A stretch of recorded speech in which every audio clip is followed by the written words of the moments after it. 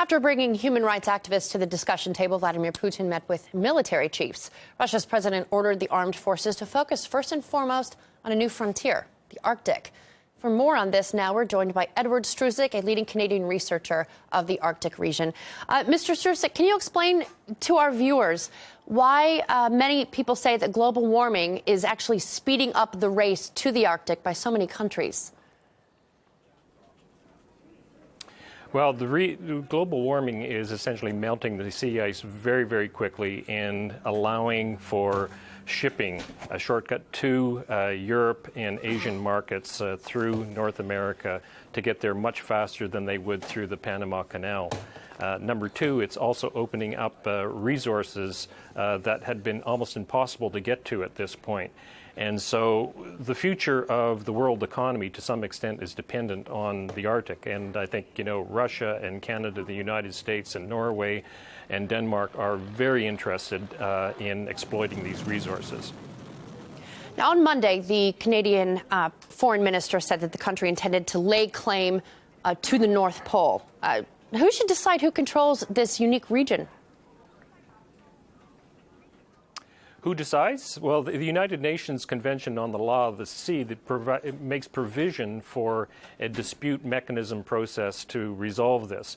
But, each country has 10 years to make their claim, and then probably it's going to be another 5 to 10 years before the United Nations Convention Committee can make the decision.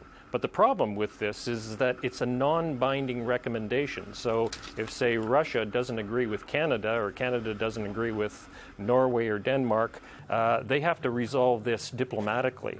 And so this could set up a whole new round of negotiations. In the meantime, all of those resources are going to be exploited. And so perhaps there's not going to be any rules and there's going to be a lot of boundary disputes. Yeah, speaking of this, you bring up the non-binding recommendations and the tensions it could create.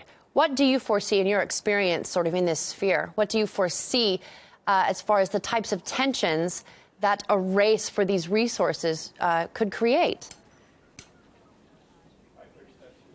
Well, I think, common sense will probably prevail in that, it's not the interest of any of these Arctic countries to go to war over those resources.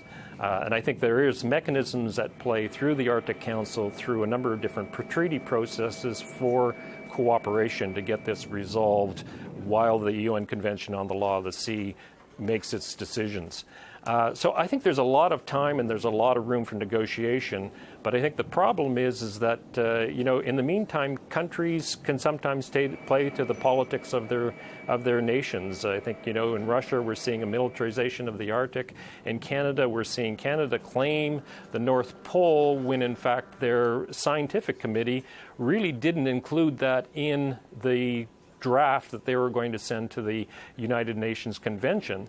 And this was sort of a political decision, and no one really quite understands why it came up at the last minute, other than maybe they're playing politics and appealing to the Canadian public. So this kind of posturing, I think, can be very dangerous.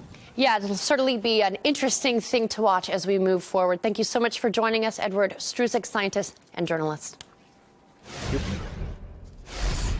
Around the Fukushima nuclear plant in Japan, there are areas where the radiation can kill you in just 20 minutes.